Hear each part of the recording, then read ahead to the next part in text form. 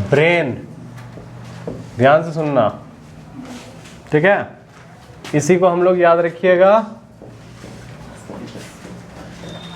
मस्तिष्क बोलते हैं। क्या बोलते हैं? मस्तिष्क, ठीक। ये जो ब्रेन हम आपको बता रहे हैं ना, तंत्रिका तंत्र का नाम सुने आप लोग? तंत्रिका तंत्र है ना, नर्वस सिस्टम का ये सबसे महत्वपूर्ण पार्ट है ब्रेन। तंत्रिका तंत्र का सबसे इम्पोर्टेंट पार्ट है। हम लोगों का शरीर में सबसे महत्वपूर्ण पार्ट है कि नहीं ब्रेन? तो ब्रेन को संभाल के रखना होगा ना, बात समझ में आ रहा? तो शरीर में सबसे महत्वपूर्ण क्या है? ब्रेन है। क्या है? ब्रेन। बात समझे?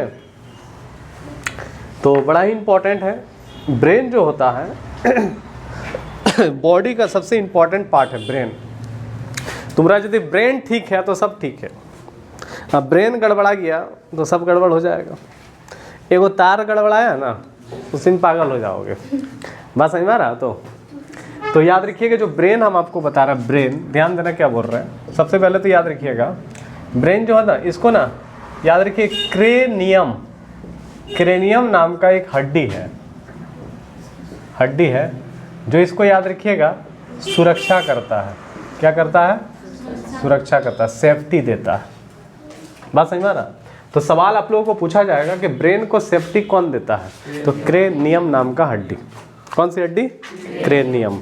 तो क्रेनियम नामक हड्डी ब्रेन को सेफ्टी देता है, सुरक्षा करता है, ठीक है। ये जो क्रेनियम नाम का हड्डी हम आपको बता रहे हैं, याद रखिएगा ये 8 हड्डियों का समूह है। कितने हड्डियों का? 8 हड्डियों का जॉइंट है ये। बात समझ में आ रहा? तो याद रखिए ये बड़ा ज़बरदस्त तरीके से जुड़ा हुआ रहता है, बड़ा जॉइंट इसका बड़ा मजबूत होता है, इसलिए इसको याद रखिएगा फाइब्रस जॉइंट कहा जाता है। क्या बोला जाता है? फाइब्रस जॉइंट कहा जाता है। तो सवाल आप लोगों को पूछा जाएगा कि जो ब्रेन है इसको कौन सेफ्टी देता है? तो क्रेनियम नाम का हड्डी इसको सेफ्टी देता है। कौन सी हड्डी बताएं? क्रेनियम, ठीक है। तो क्रेनियम नाम का हड्डी इसको सेफ्टी देता है। और ये जो क्रेनियम नाम का हड्डी है, ध्यान दीजिएगा क्या बोल रहे हैं, इसका जोड़, इसका जॉइंट बड़ा मजबूत होता है, इसलिए इसको क्या बोलते हैं? Fibrous joint. क्या बोलते हैं? फाइब्रस जॉइंट बोलते हैं। पता चल रहा? तो जैसे तुम लोगों का माथा में, सर में बाल है, उसके बाद स्किन आएगा, चमड़ी, फिर खोपड़ी आएगा, और वही आपका ये 8 हड्डियों का जॉइंट है, क्रेनियम आएगा, ठीक है। अब क्रेनियम का जो नीचे होता है ना, एक झिल्ली पाया जाता है, ठीक है। मतलब आपका जो क्रेनियम बता रहे हैं, क्रेनियम, इसके बीच, क्रेनियम और ब्रेन के बीच एक झिल्ली रहता है, एक परत रहता है, पता चल रहा है? तो प्लास्टिक टाइप का।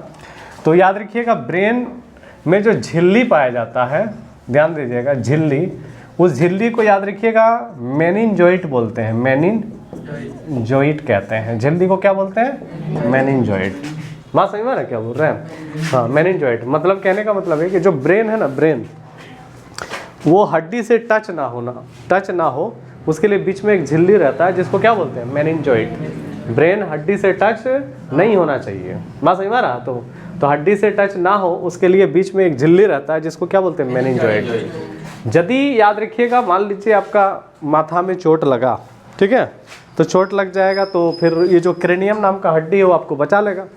लेकिन यदि चोट काफ़ी गहरा लग गया तो क्रेनियम के अंदर याद रखिएगा मेनिनजॉइट को भी यदि वो क्षति पहुंचा दे।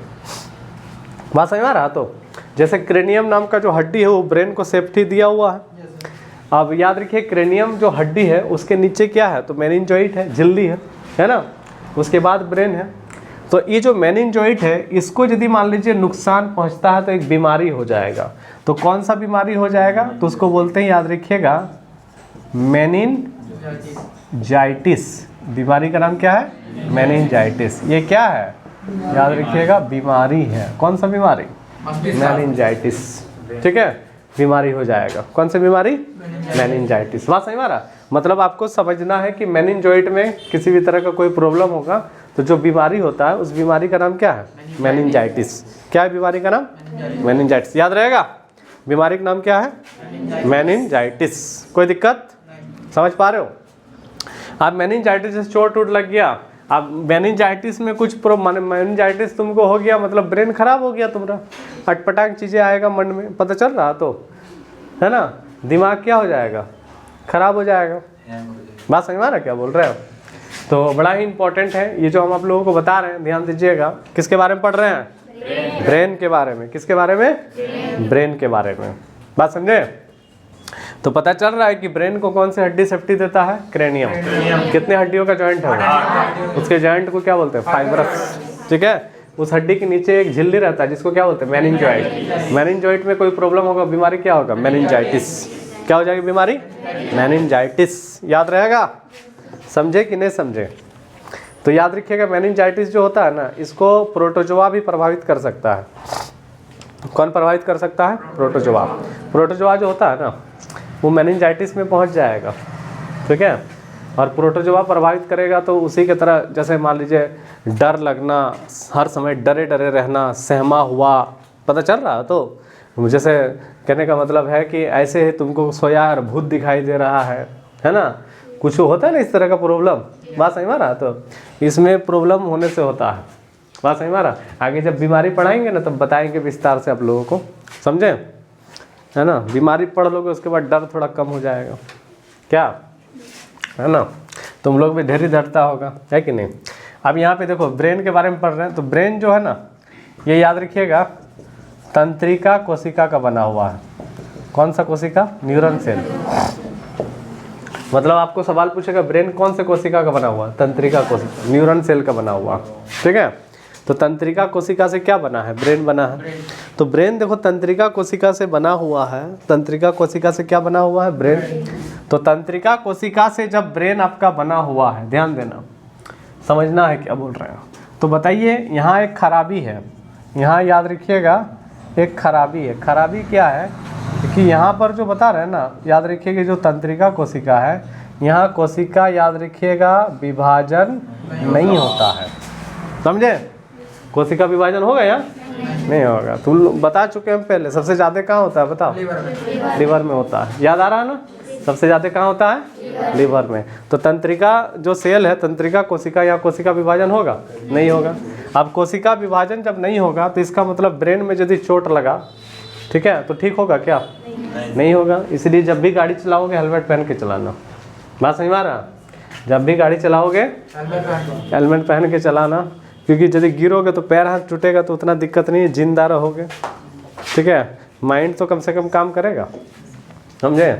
और माथा में चोट लग जाएगा तो सब गड़बड़ा जाएगा, सारा सब कुछ ठीक रहेगा, माथा खराब रहेगा। खुला रहता है, मुंह का वजन सबसे खराब है। कोई दिक्कत नहीं, मुंह लेवल हो जाए कोई प्रॉब्लम नहीं है, मस्तिष्क ठीक रहना चाहिए, है ना? तो याद रखिएगा। चलो सुनो, तो तंत्रिका कोशिका जो है, इसकी खराबी क्या है? खराबी ये है कि कोशिका विभाजन इसमें नहीं होता है। समझा रहे? अब कोशिका विभाजन जब नहीं होगा तो क्या होगा? रिपेयर नहीं होगा। ठीक, समझ पा रहे हो? अब आगे सुनो, ध्यान से सुनना। देखिए, जो तंत्रिका कोशिका जो होता है ना, तंत्रिका कोशिका याद रखिएगा, ये लगभग कुछ इस तरह का आकार का होता है। ठीक है, इस तरह का आकार का होता है। ध्यान सुनिएगा क्या बोल रहे हैं। तो इसकी जो लंबाई होता है ना, उसको साइनेप्स बोला जाता है। लंबाई को क्या बोला जाता है? साइनेप्स। और याद रखिएगा, ध्यान देना क्या बोल रहे हैं, ये जो लास्ट वाला हिस्सा है ना, लास्ट वाला, याद रखिएगा, इसको बोलते हैं एक्सॉन। क्या बोलते हैं? एक्सॉन। ठीक है, तो दो तंत्रिका कोशिका का जो बीच वाला पार्ट है, जो खाली खाली जगह दिख रहा है ना रे, जो खाली खाली जगह दिख रहा है, ठीक है, ये याद रखिएगा, इसमें आपका सोडियम भरा रहता है। क्या भरा रहता है? सोडियम। बात समझ में आ रहा? क्या भरा रहता है? सोडियम। यही माइंड को कनेक्ट करता है। तुम कोई सोचते हो, कुछ बोलते हो, पता चल रहा? तो क्या करेगा? कनेक्ट करेगा। जैसे याद रखिएगा, सोडियम क्या करता है? वो कनेक्ट करने का काम करता है। बात समझ में आ रहा? जैसे मान लीजिए, कहने का मतलब है कि यदि आपका ये सोडियम यदि मान लीजिए हट जाए, ठीक है, तो फिर आप सोच पाओगे सही से? कोई चीज़ नहीं सोच पाओगे, क्योंकि कनेक्टिविटी आपका ख़त्म हो जाएगा। बात समझ में आ रहा? तो बहुत ज़्यादा धूप में चलोगे, जब आपका पसीना निकलेगा तो पसीना के साथ साथ सोडियम निकलता है कि निकलता है? सोडियम मतलब नमक। बात समझे?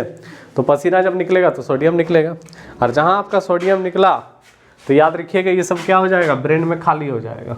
तब तुम्हारा दिमाग काम नहीं करेगा, चिड़चिड़ापन आएगा, गुस्सा आएगा, कोई कुछ बोलेगा तुरंत गुस्सा आ जाओगे। धूप से जाने के बाद नहीं होता इस तरह का, है ना। तो याद रखिएगा। तो फिर तुम नमक चीनी वगैरह का घोल पी लेगा, सोडियम यहाँ भर जाएगा, तो फिर रिलैक्स हो जाओगे।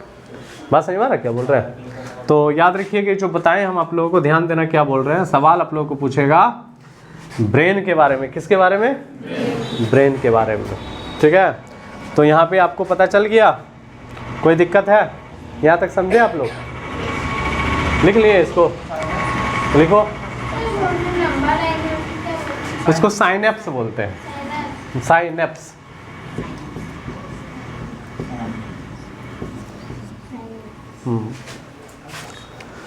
लिखो लिखो। देखो ब्रेन जो है, ये जहां तक बताएं समझा। ब्रेन 3 भागों में बटा हुआ है, ठीक है, ठीक है। एक होता है आगे का हिस्सा,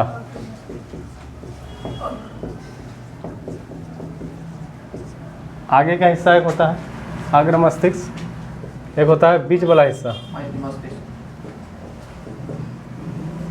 मध्य मस्तिष्क, एक होता है लास्ट वाला हिस्सा पश्च मस्तिष्क, ठीक है। तो ये जो अग्र मस्तिष्क बता रहे हैं ना, इसमें भी 3 पार्ट होता है, ठीक है। एक होता है आपका सेरिब्रम, ठीक है, एक होता है थैलेमस, एक होता है हाइपोथैलेमस, समझे। तो ब्रेन कितने भागों में बटा हुआ है? 3 भागों में बटा हुआ। कितने भागों में? 3 भागों में, ठीक। जब तक सोहराय चलेगा बैच खाली खाली रहेगा, लगभग 15 तारीख तक। क्या? अभी तो मैंने 15 के 16-17 तक है कि नहीं? शुरुआत मतलब कहने का मतलब है कि आपका कल से होगा। हाँ, सब जगह कल से नहीं होगा, ज़्यादातर कल से होगा, 8 तारीख से ना।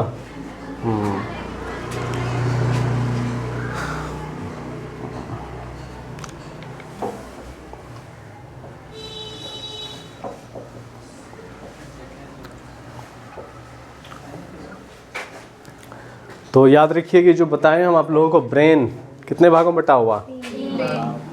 अग्र मस्तिष्क, मध्य मस्तिष्क, पश्च मस्तिष्क। तो अगला वाला मस्तिष्क के बारे में पहले पढ़ेंगे हम लोग, सेरिब्रम, थैलेमस और हाइपोथैलेमस।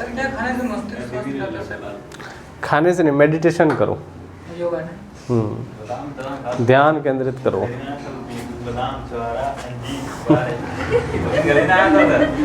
अंजीर कहाँ मिलेगा? हम देखो उधर दुकान, कपड़ा दुकान मिलेगा। अंजीर डूंगर ठोको, उसको चिपका कर देता है, चिपका देता है, वही अंजीर हो गया। चलो सुनो, उसी के जैसा तो रहता है डूंगर ठोको। हाँ वैसे ही रहता है। हाँ, इसको ठोक के चिपका कर देता है, पेड़ा जैसा, वो अंजीर हो गया। सुनो रे, सबसे पहले सेरिब्रम चल रहा है। सेरिब्रम जो बता रहा है ना, देखो ये ब्रेन का 66% हिस्सा है, सबसे बड़ा पार्ट, समझा। मतलब मस्तिष्क का सबसे बड़ा पार्ट क्या है? सेरिब्रम, ठीक है। सेरिब्रम, सेरिब्रम अकेले 66% है ब्रेन का, बड़ा पार्ट है कि नहीं है? इसलिए इसको प्रमस्तिष्क भी बोला जाता है, प्रमस्तिष्क, ठीक है। ध्यान देना क्या बोल रहे हैं। तो ये हमारे ब्रेन का सबसे इंपॉर्टेंट पार्ट है। लिखिए मेमोरी पावर जिज्ञासा, लिखो एक लाइन लिखो, मेमोरी पावर जिज्ञासा, मेमोरी पावर लिखो। मेमोरी पावर हो गया, है ना। जिज्ञासा, नई चीज़ों को सीखने की क्षमता। मेमोरी पावर हो गया, जिज्ञासा, नई चीज़ों को सीखने की क्षमता, है ना।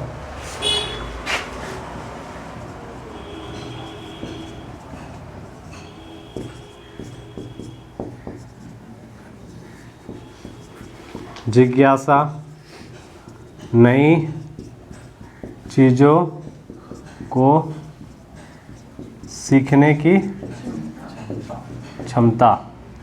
ये सब जो है ना, याद रखिएगा, ब्रह्म ब्रह्म पर निर्भर करता है। निर्भर करता है। ये ज़्यादा ही होगा सर, मतलब सर का बल अगर एक्सरसाइज करेंगे हम्म। फिर ऊपर, बिल्कुल, समझा? ब्लड फ्लो होना चाहिए। देखो ध्यान देना, तो ये जो बता रहे हैं ना, सेरिब्रम यदि आपका ठीक है, सुनो, सेरिब्रम यदि आपका ठीक है तो आप लोग को कोई भी चीज़, पढ़ा हुआ चीज़ भूलोगे नहीं। पता चल रहा? तो सेरिब्रम यदि ठीक नहीं है तो बड़ी जल्दी भूल जाओगे। सबसे पहली बात, सेरिब्रम यदि आपका अच्छा है तो आपको कोई भी चीज़ सीखने का जिज्ञासा होगा, लगेगा कुछ सीखने का मन करेगा। ठीक है, सेरिब्रम ठीक नहीं है तो सब समय बोरिंग बोरिंग लगेगा आप लोगों को, जो लगता है ना आप लोगों को, सब समय लगता है ना। ठीक है, सेरिब्रम यदि ठीक रहेगा तो नया चीज़ सीखने का मन करेगा, याद रहेगा, नींद आता है। है ना, नींद आता है। सर को खाने डुबा के रखना। समझा? चलो सुनो, तो याद रखिएगा, सेरिब्रम याददाश्त के लिए क्या चाहिए? सेरिब्रम मजबूत होना चाहिए। और सेरिब्रम मजबूत यदि करोगे तो मेडिटेशन करो सुबह उठ करके। ठीक है, आधा घंटा आंख बंद करके बैठे रहो, बात समझे? है ना, सो नहीं जाना है। ठीक है, शुरुआत करेगा 5-5 मिनट से, धीरे धीरे हो जाएगा, अभी रात के क्योंकि खाने में ज़्यादा है ना। काम करेगा। तो याद रखिए क्या हो गया, सेरिब्रम। तो सवाल आपको पूछेगा मेमोरी पावर किसके ऊपर निर्भर करता है? सेरिब्रम के ऊपर। समझ गए? तो ये टॉपिक हम लोगों को एक दिन पढ़ना पड़ेगा, और मतलब ये एक दिन क्लास करना ही होगा हम लोगों को, एक क्लास। तो अभी आप लोगों को जो होमवर्क दिया तो पूछेंगे हम पहले, समझ गए? कौन कौन